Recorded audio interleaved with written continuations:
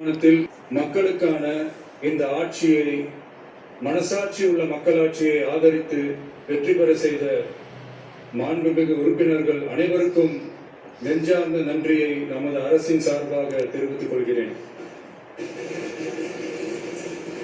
நடைபெற்று முடிந்த சட்டமன்ற தேர்தலில் எந்த அணியும் இல்லாமல் தனி அணியாக, தனி சிறப்புமிக்க அணியாக, மக்கள் அணியாக, மக்களை விரும்பும் அணியாக, மக்கள் விரும்பும் அணியாக களம் காண்டோம்.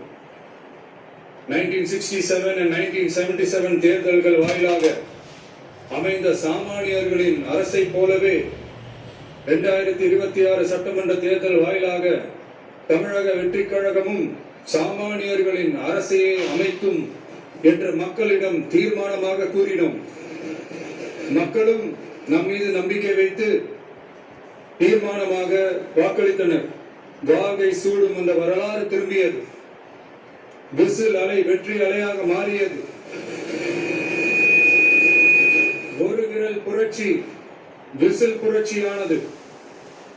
கட்சி ஆரம்பித்த 34.92% 1,72,26,208 வாக்குகளை மக்கள் தந்தனர். தமிழக வெற்றிக் கழகத்தை தனி பெரும் கட்சியாக சட்டமன்றத்திற்கு அனுப்பி வைத்தனர். கட்சி ஆரம்பித்த 3 ஆண்டுகளுக்குள்ளேயே மிக மிக சிறிய அளவில், ஒரு நூல் இழைவில் தனி பெரும்பான்மை கொஞ்சம் தள்ளி போயிருக்கிறது. அதனால் இந்த அரசை சிறுபான்மை அரசு போல யாரும் நினைத்தால் அதிலும் எங்களுக்கு மகிழ்ச்சியே. நாங்களே சொல்கிறோம், இது சிறுபான்மை அரசுதான்.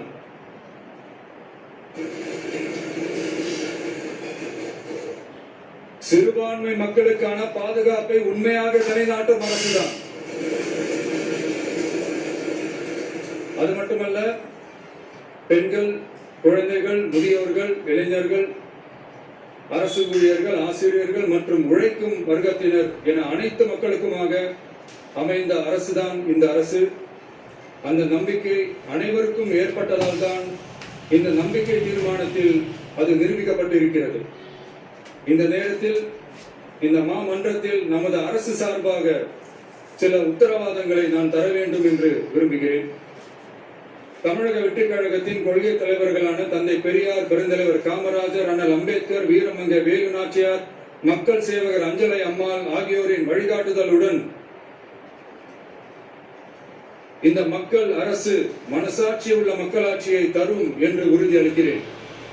சமூக நீதி, சமநீதி, சம வாய்ப்புடன், உண்மையான உறுதியான ஜனநாயகத்துடன், மதச்சார்பற்ற சமூக நீதி கொள்கைகளுடன் இந்த அரசு நடக்கும். அதில் சிறிதும் மாற்றமில்லை. நம்முடைய இந்த ஆழமான நம்பிக்கையை மனதார நம்பி வாக்களித்த அனைத்து இயக்கங்களின் தலைவர்களுக்கும், அந்த இயக்கங்களை சேர்ந்த மாண்புமிகு உறுப்பினர்களுக்கும் மீண்டும் நன்றியை தெரிவித்துக் கொள்கிறேன். எம்மதமும் நம் மதமே, எல்லா மக்களும் நம் மக்களே, இதில் வாக்களித்தவர்கள், வாக்களிக்காதவர்கள் என்ற பாகுபாடே இருக்காது. இது எல்லோருக்குமான அரசு. இது சாமானியர்களுக்கான அரசு. இது சாதி மத எல்லைகளை கடந்த அரசு. இது பாகுபாடு காட்டாத அரசு. இது பண்பாடு காக்கும் அரசு. இது பண்பட்ட அரசு. அரசியல் காரணங்களுக்காக யாரையும் எதற்காகவும் புண்படுத்தாத அரசு. இதையெல்லாம் போக போக புரிந்து கொள்வார்கள். எனவே துள்ளி எழுந்து பதில் சொல்வதை விட எதிலும் துணிச்சலுடன் செயலாற்றி வெற்றி பெறும் அரசு இது. பதவிக்காக, அதிகாரத்துக்காக அமைந்த அரசு அல்ல. நம்பிய மக்களுக்கு நன்றி கடன் செலுத்துவதற்காக அமைந்த அரசு. அதிகாரம் காட்டி மிரட்டும் அரசு அல்ல, அனைவரையும் அரவணைக்கும் அரசு. எவர் மீதும் வெறுப்பு காட்டும் அரசு அல்ல, எல்லோரையும் விரும்பும் அரசு. மக்களே முக்கியம், மக்கள் நலன் மட்டுமே முக்கியம்.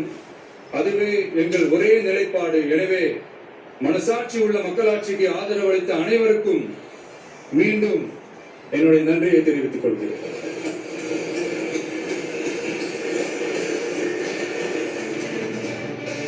பேரவை மீண்டும் கூடும் நாள் குறிப்பிடப்பெறாமல்